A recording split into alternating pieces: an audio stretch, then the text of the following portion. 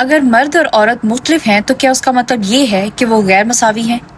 اور اگر ہم کہتے ہیں کہ مرد اور عورت برابر ہیں تو کیا ایکوالٹی کا مطلب یہ ہے کہ دونوں کا ایک جیسا ہونا بھی ضروری ہے؟ آج کی سوسائٹی میں ایک بنیادی مسئلہ شاید یہی ہے کہ ہم سملیرٹی کو ایکوالٹی سمجھ بیٹھے ہیں۔ یا تو آپ کو مرد اور عورت کے ڈیفرنسز سے انکار کرنا ہوگا یا پھر آپ پیٹریارکل سوچ کے حامی سمجھے جائیں گے۔ لیکن کیا واقعی صرف یہی دو راستے ہیں؟ اس سوچ میں ایک اور گہرا مسئلہ بھی چھپا ہوا ہے۔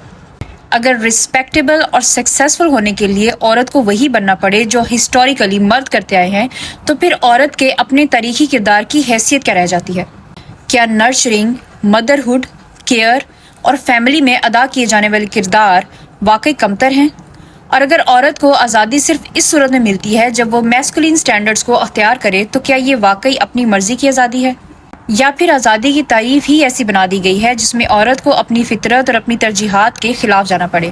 یہی وہ سوالات ہیں جنہوں نے فیمنزم کی مختلف انٹلیکچوئل ٹریڈیشنز کو جنم دیا اور جنہوں نے یہ سوال اٹھایا کہ مسئلہ صرف انڈیویجول چوائس کا نہیں بلکہ ان سوشل سٹرکچرز اور آئیڈیالوجیز کا بھی ہے جو ہماری چوائسز کو شیپ کرتی ہیں۔ ہم اپنی ایوولوشنری سائیکالوجی سیریز میں فیمنزم کو اسی زاویے سے تفصیل سے ایکسپلور کریں گے۔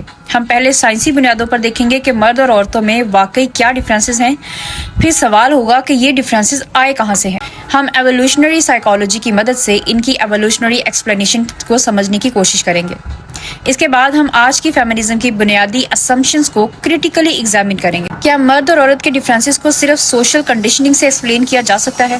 کیا بایولوجیکل ڈفرینسز کا اعتراف لازماً پیٹریارکی کی حمایت ہے؟ اور سب سے اہم سوال، اگر ایکوالٹی کا مطلب سیمنس نہیں تو پھر ٹرو فیمنزم کی بنیاد کیا ہونی چاہیے؟ ہم صرف ایک طرف سے انفارمیشن دینے کے لیے یہ سیریز نہیں بنا رہے، ہم چاہتے ہیں کہ آپ سوال کریں، اختلاف کریں، آرگیومنٹس دیں اور اس انٹلیکچوئل جرنی کا حصہ بنیں۔ اگر آپ جذباتی نعروں کے بجائے منطق، تحقیق اور ایویڈنس پر مبنی کنٹینٹ دیکھنا چاہتے ہیں تو ہمارے چینل کو سبسکرائب کریں۔